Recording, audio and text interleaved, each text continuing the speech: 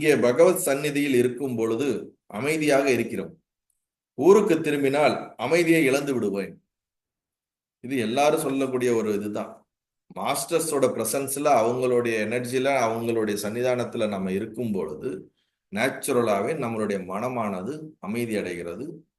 ஒரு இயல்பான ஒரு தன்மைக்கு வருகிறது. யதார்த்த எண்ணங்கள் குறைந்த நிலைக்கு வருகிறது. எண்ணங்களற்ற நிலைக்கு வரும். மீண்டும் நம்மளுடைய இடத்திற்கு செல்லும் போது மீண்டும் பழைய மாதிரி எண்ணங்கள் மிக வேகமாக ஓட ஆரம்பிக்கின்றது. அது பல எண்ணங்களை நமக்கு, சிந்தனைகளை உற்பத்தி பண்ணி நமக்கு துக்கத்தை கொடுக்கின்றது. அததான் இங்க கேட்கிறாரு. அதுக்கு பகவான் என்ன பதில் சொல்றாருன்னா, வந்து போகும் அமைதியார் பயன் யாது? வந்து போகக்கூடிய அமைதியில என்ன பயன் இருக்கு? கொஞ்ச நேரம் வந்து போறதோட அமைதி நமக்கு, அதோட பர்பஸ் நம்ம கிடையாது. நமக்கு ஒருபோதும் போக்கும் வரவும் இல்லை.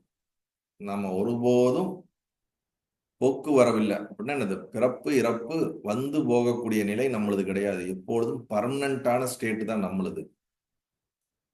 இருப்பே நமது இயல்பு. இருப்புனா என்னது? எக்ஸிஸ்டன்ஸ்.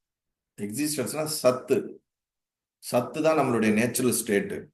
என்றும் நாம் நிர்விஷய பிரஞா மாத்திரமா இருக்கிறோம். வெறும் சித்து மாத்திரமா, அறிவு சொரூபமா, ஞான சொரூபமாவே இருக்கிறோம்.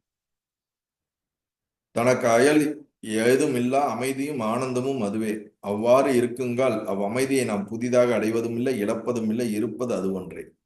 நீங்க உங்களை ரியலைஸ் பண்ணிட்டீங்கன்னா, நீ ஆத்மானு உன்னை நீ புரிஞ்சுக்கிட்டேன்னா, உன்னிட்ட இருந்து அமைதியை யாரும் எடுக்க முடியாது. அமைதி வந்து போறதா இருக்காது. நீ எப்பொழுதும் ஆனந்த நிலையில உனக்குள்ள பிளிஸ்ஃபுல் ஸ்டேட்ல இருப்ப. உன்னுடைய அமைதியை யார் முடிவு செய்தாலும், முயற்சி செய்தாலும் உன் அமைதியை குலைக்க முடியாது. அந்த நிலைக்கு நீ உயர்வாய். அதுதான் நம்மளுடைய யதார்த்த நிலை. நிர்விஷய பிரஞா அப்படின்னு இங்க சொல்றாரு பகவான். நல்லது.